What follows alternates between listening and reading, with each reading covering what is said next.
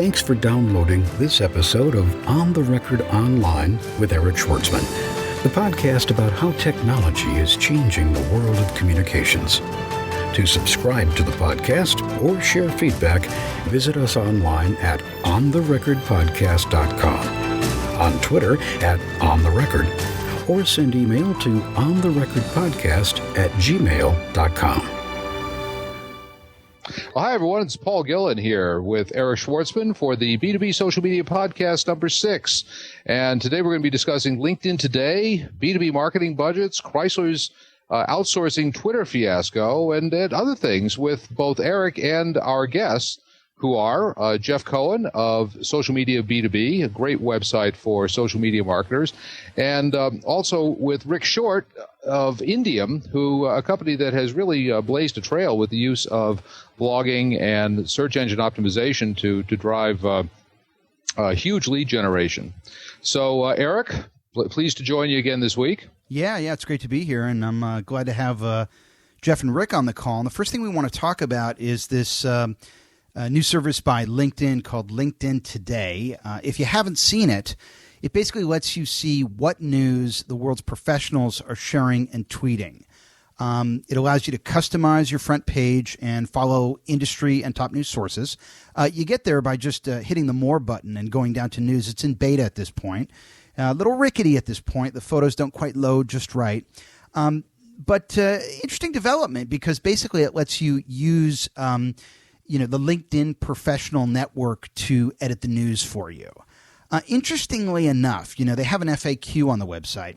And in terms of, how they prioritize news shared, what it says here is that to determine which articles get shown on LinkedIn Today, we do the following. Bullet 1, we look at the links that LinkedIn members share, like, and comment on most, based on the industry, assign profiles of those who've shared. We sort the links by industry and news source, and then we give higher preference to those stories that are being shared by a broad member base. So interestingly enough, it's not necessarily your contacts in LinkedIn recommending the news. It's the broader LinkedIn user base based on these industry categories that are being listed there. The other thing that's kind of interesting, it says getting content featured on LinkedIn. If you want to get your content featured, they're asking you to put a LinkedIn share button on your news site.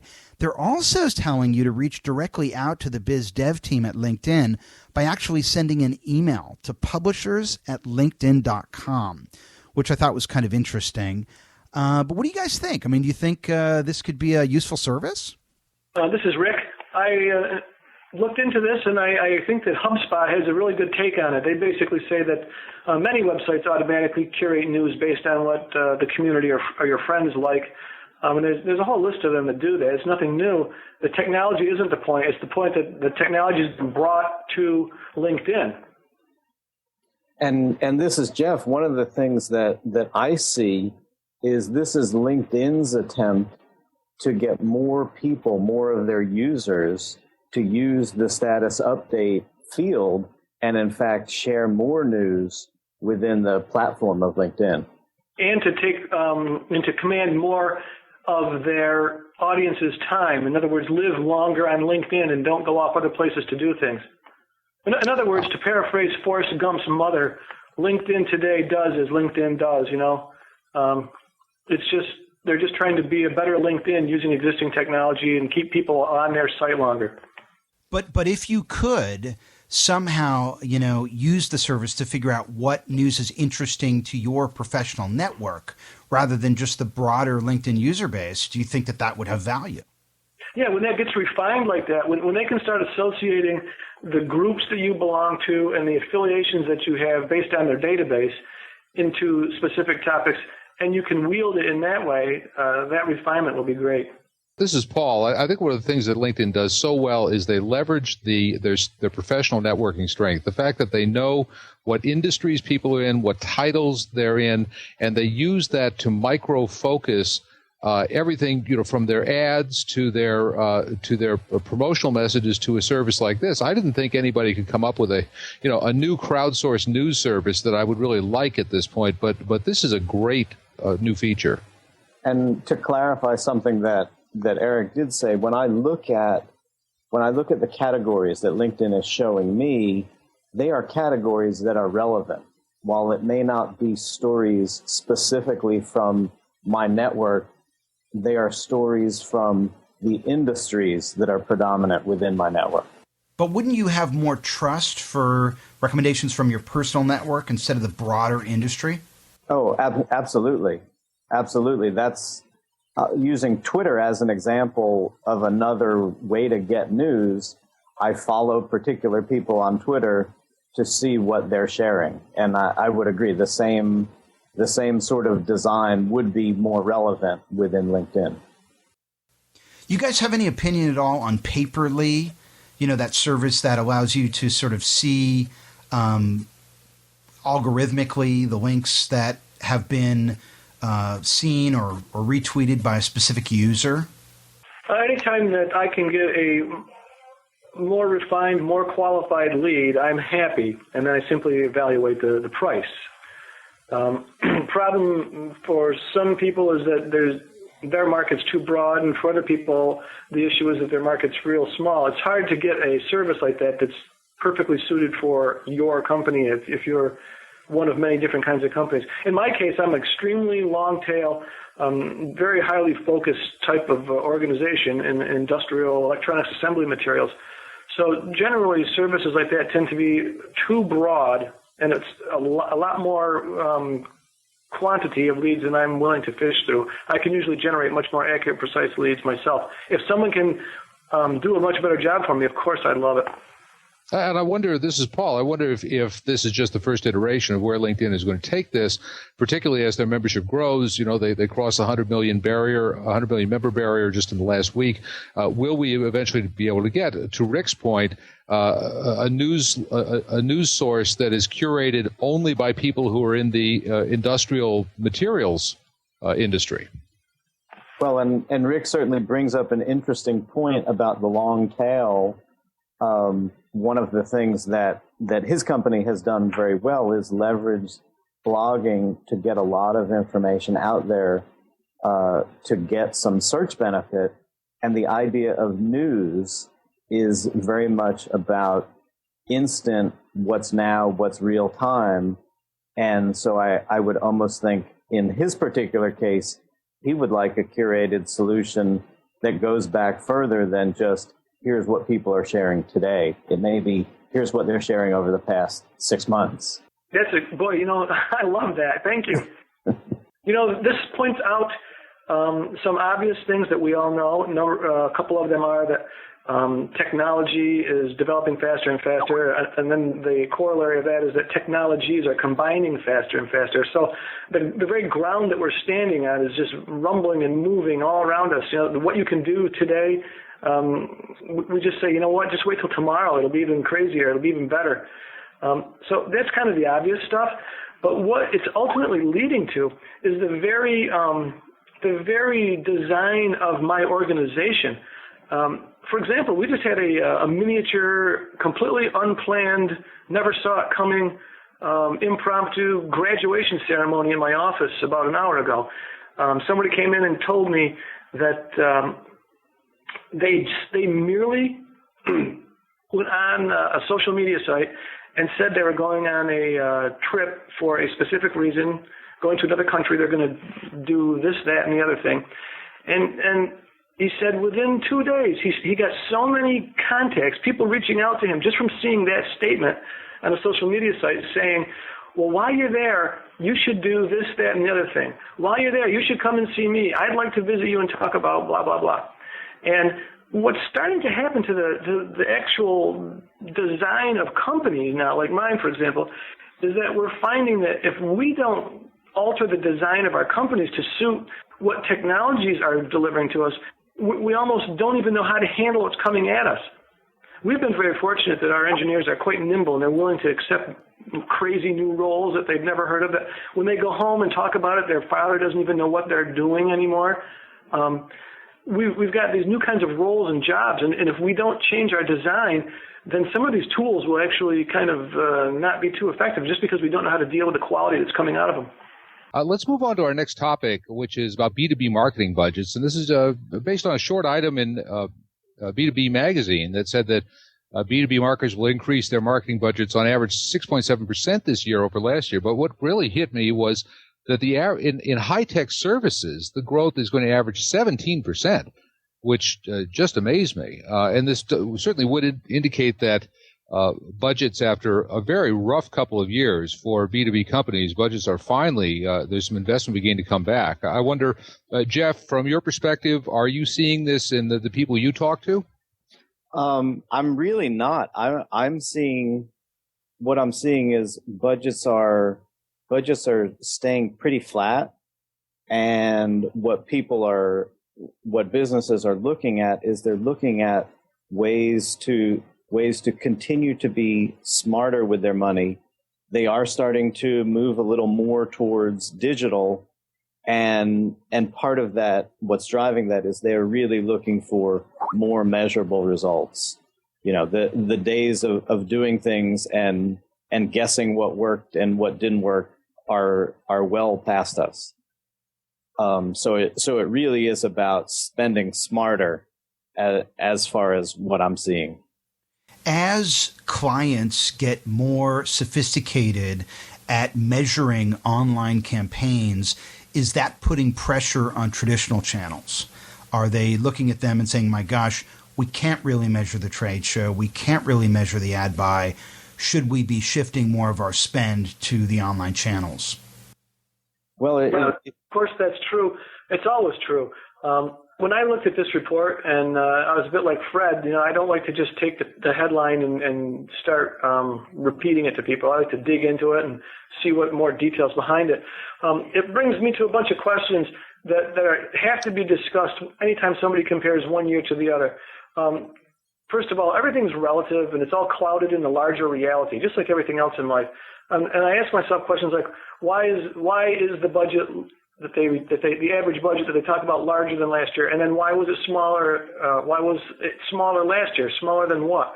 What happened to cause these budgets percentages to change? What happened to other budget items like print ads, trade shows, which goes to your question? Is it the effect of the economy? Is it the new order of effectiveness of these new tools? Because this we said a minute ago, as technologies change and tools become increasingly powerful at different rates, there's a new order of effectiveness. So just simply saying that marketing budgets on average are up 6.7%, it's almost meaningless until you know the much bigger story. In some segments of the market, the economy has been rebounding strongly since mid-2009. Other economies are still flatlined. Some industries are accepting digital media more than others. So there's just so much more to it than a simple headline. Jeff, given the success you guys have had blogging at Indium, to what extent have you seen more of the spend go online as you've been able to demonstrate success, with numbers? Okay, I can only speak for myself and my company. We're like the opposite of most companies I read about. I mean, I talk to a lot of people about this subject, and it seems like one of the top complaints that is always heard is, yeah, I get it, I understand, but we just don't have the content. And you guys have probably heard that a million times. We've got so many engineers that are so prolific at doing research, original research, and generating content. They're so good at talking to other technologists in the world and creating collaborations that we've got a ton of content. So therefore, we're already set up to go. Secondly, we get the concept of being publishers. We're really good at that, and we're comfortable and happy with it. So the next thing you know, we're grinding out tons of content and repurposing the content, and we're having a really good set of results doing that. I measure my results based on the customer contact that we create because of that. And so we're just swimming in success in online type social media activities. We compare that to putting an ad in a printed trade magazine. It's not even comparable anymore. And Rick, I think you bring up a really important point, because you're right. I hear this all the time. We don't have content. What are we going to say? And I think, you're in an industry which arguably would have that problem, because your content is so technical and there are so few people who are really specialized in what you do. And yet your attitude is completely different. You see yourself as swimming in content. And what is it about your approach to this issue that you think makes you feel that way? I think that some companies are, no matter what they say they're doing, their core competency is selling. And in our case, in 1934, we were founded by a chemical engineer. In 2011, our president's a chemical engineer. And at all points in between, we've been rife with engineers. And we go to market with the phrase from one engineer to another. In other words, we're just like you, Mr. Customer, Mrs. Customer. We're just a bunch of scientists, and they speak the language of data. They speak the language of information. They speak the language of prove it, be able to defend it. And without that, you're nothing. And therefore, that becomes content. And if you don't have content, you really can't compete.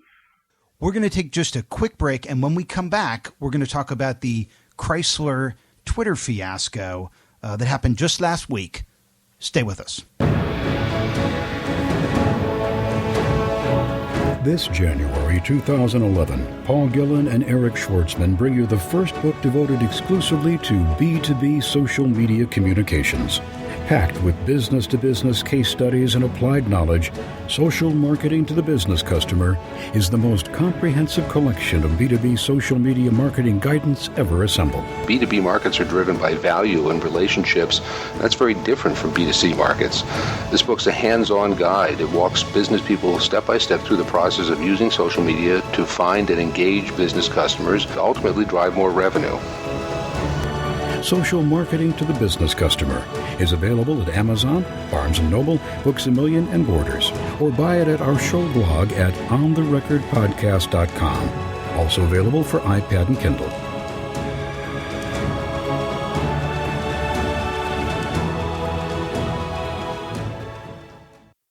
So, many of you probably heard about what happened with Chrysler, who had outsourced their social media to a vendor, and the vendor had misappropriated a tweet over the wrong channel. Jeff, you want to sort of brief us on this? Sure. This was a situation where, as you said, Chrysler had an agency managing their social media profile. And what happened was the person who was responsible for doing that went ahead and made some disparaging remarks about Detroit, thinking he was speaking from his own Twitter account. There was also a little bit of profanity in it. And it turned out that he was tweeting from the Chrysler account. And essentially, the agency managing the social profiles wound up, they fired the person who did it, and then they wound up losing the account. Chrysler dropped them from it. And just, there are two real important takeaways from here. And this is something I feel pretty strongly about. The first is that if you are on Twitter as a person, you need to think about all the time what you're tweeting, and is it relevant? Is it valuable to the people who are following you? So I even go back to the person who tweeted that, disparaging remark about how people drive in Detroit is totally irrelevant and never should have been tweeted in the first place. But by using a tool where you have your personal account and your a business account that you're tweeting for a client using the same tool, it's really easy to make that mistake, especially if, in this case, it's mobile. So when you set up accounts where you're tweeting for a client, you absolutely should be using a tool that is only set up for that client, and you can't possibly make that mistake. Did everybody overreact? Yes, they probably did. But I think part of it is it's a really good lesson for people to understand how important it is to A, keep this stuff separate, and B, really think about what you're saying online, because there was no point to it, even from a personal account. I want to take a moment just to share with everyone the exact tweet. Here it is. I find it ironic that Detroit is known as the Motor City, and yet no one here knows how to effing drive. And I'm bleeping out the effing drive.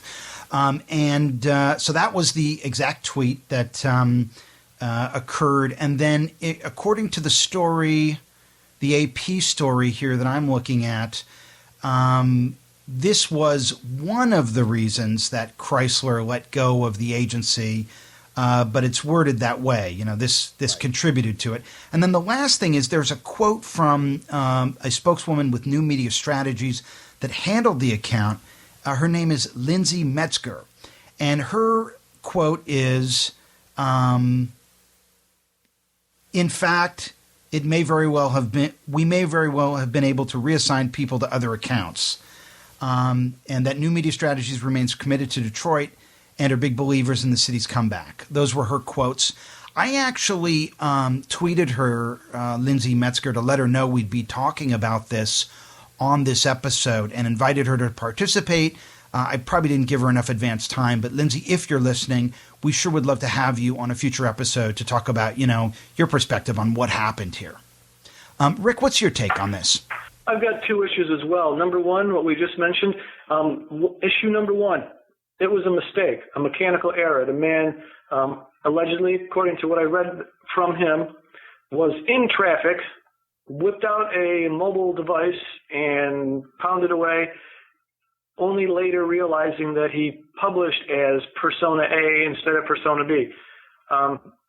It's a mechanical error. It's a mistake. But you know what? He made a mistake. And sometimes we make mistakes and get away with them. Sometimes we make a mistake and we pay the price. Nature can be cruel. When you're making a mistake painting your own house, it's your problem. But when you're being hired to paint somebody else's house and you make a mistake, it's a very different issue. He made a big mistake on somebody else's behalf. That's a serious issue. Item number two, when you run an organization as large as Chrysler, you're a lot more than a car. There are very many, very complex, interrelated concepts and programs.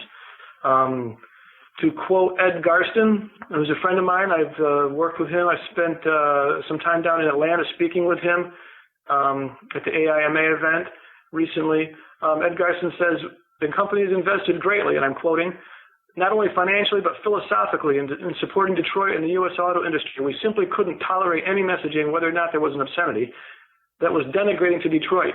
You see, this is showing a very good, strong commitment to being something much, much bigger than a car. And it goes back to the very simple marketing concept of when you're going to the hardware store, are you buying a quarter-inch drill bit or are you buying a quarter-inch hole? And Chrysler is really aspiring to be something much, much bigger than a vehicle. And there are a ton of interrelated concepts and programs there. And this just massively violated that. And that's not tolerable. It was a sad, tragic mistake, but it was a mistake that was intolerable, in my opinion. Yeah, this guy was a sacrificial lamb. There's no doubt about that. And this is part of Chrysler making a statement. I think it's an interesting corporate dimension here, and Jeff's comment about how easy it is to make a fool of yourself these days, because basically the tools don't prevent us from doing that. We write in the book about the policies that different companies have on employees using Twitter for personal versus business purposes, and they're very different, very polarized in this issue. And we were struck by Dell, which actually encourages employees to use their personal Twitter accounts for business purposes and to actually share comments about their personal lives with their business contacts. Dell believes that brings these people closer to their customers. But of course, there's constantly the risk of something like this happening, or even without the obscenity, without the negativity of this tweet, or just simply saying something that offends somebody. Maybe you're a gun enthusiast and you're shooting on weekends, and that's going to anger a customer. So I wonder, is that a good idea to let employees mix their personal and business information that way? Well, Jeff got to a really good point right away. I mean, he just nailed it when he started answering a minute ago about the actual device that you're working on. Some people even go as far as carrying two devices, so that if I'm on the blue phone, I'm talking as Mr. Blue, and if I'm on the red phone, I'm in a different realm. One of the posts to the Diva Marketing blog on this subject by a woman named Alexandra Reed goes to that point, and she was saying, as a community manager, I'm in charge of managing multiple accounts, and her rule of thumb is to log out every time she posts something. She's mechanical about it. Every time she posts, she logs out.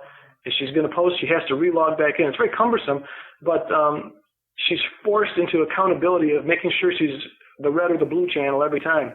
But essentially, all these channels, all these attempts are ways of trying to segment your identity and essentially control message and control communications.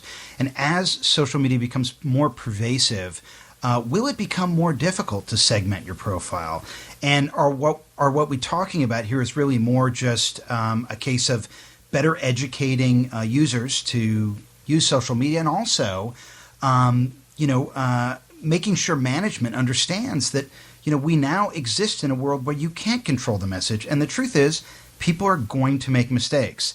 And I think, overreacting to those mistakes in many cases winds up adding insult to injury and inflaming the situation, whereas, a simple acknowledgement and an apology could eventually put the whole thing to rest. Well, I think there are legal issues here as well. Just to add on to that, legal issues here as well, which is that historically companies have not been at liberty to discipline employees for activities in their private life simply because those activities were now visible. And now we have the potential. You friend your boss on Facebook, and suddenly this person has a window into what you're doing in off hours. And can you fire someone for something that they're doing that has really no relevance to the company's business? Yeah, but we're drifting now. This person posted as a Chrysler, with a Chrysler, at Chrysler Autos.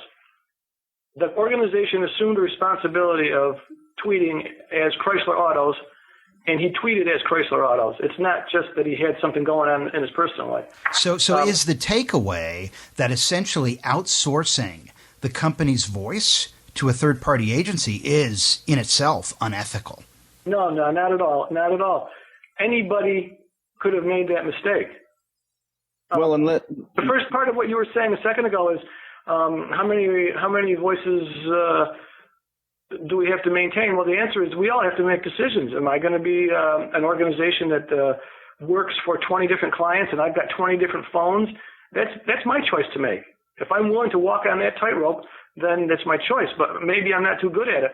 Other people that we all know, friends of each one of us, says, you know what, I don't want to get involved in too many things. There's too much to handle. I just want to be me.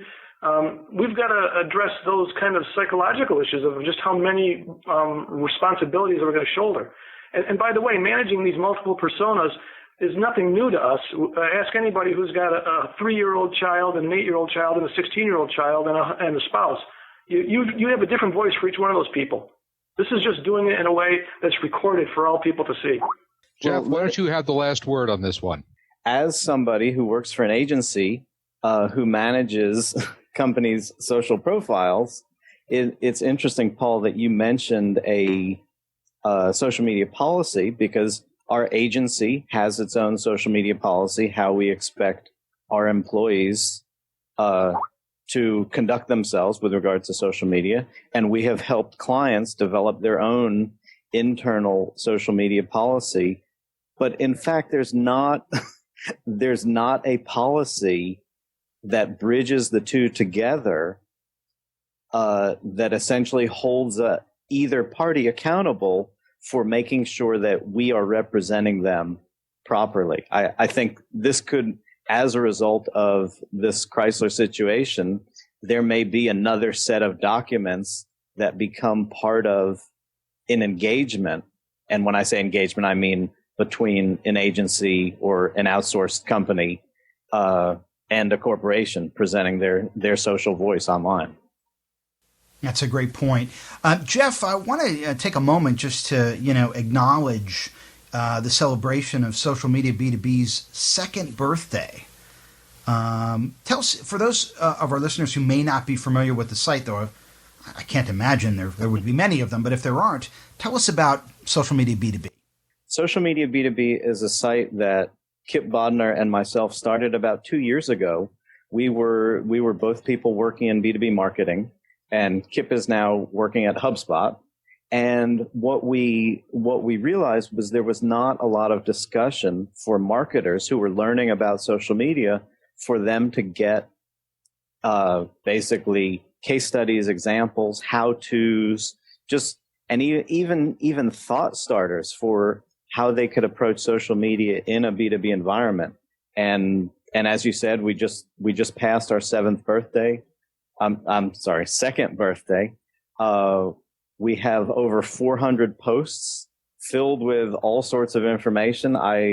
So when Rick talks about the long tail of his company and his information, we are all about the long tail. I know the world of the blogosphere, as I said before, is very much about the now, but we have posts, maybe that we wrote a year ago that are still very relevant. It could be a how to get started blogging. So it really is a great resource. And as a result of the site, some of the things that I've been able to do is go out and speak about B2B social media. I have, just real quick, a handful of speaking opportunities coming up where I'm speaking at a local college, I'm speaking at a business marketing association, I'm speaking at a PRSA event, and then I'm speaking at a B2B forum later this summer. So all this is as a result of writing and thinking and talking about B2B social media on the site for the past couple of years. Really a tribute to how quickly one can become a celebrity these days, or certainly a celebrity within even narrowly defined field.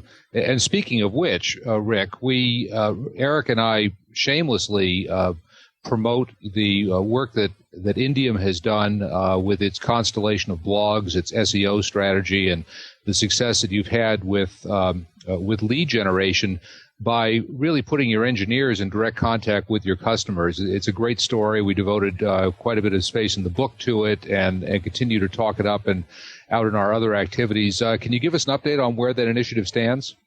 Well, I want to backtrack slightly. Website like Social Media B2B is extremely valuable for my organization. When I'm trying to bring on a new engineer, a new product manager who's highly technical, maybe I'm kind of down the road a ways and I'm far ahead, but I say I need some resources that this person can be helped by. When you point a person who's getting involved with social media in my company to Social Media B2B website, first of all, they've got history of social media, background, some primary education. They've got current events. It's a tremendous tool. And that's really kind of at the core of the success we're having, is that we tap into this larger community. When people talk to me about Indium Corporation's social media success, I'm very quick to say, well, thanks for saying that, but you're part of it too, no matter who you are, because the entire community that's giving energy into this education that we're all experiencing and the growth that we're all having, I'm tapping into it left and right.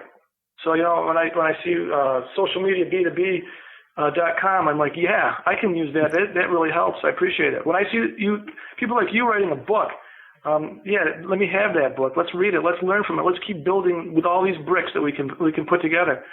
So really, at the core, we're a learning organization.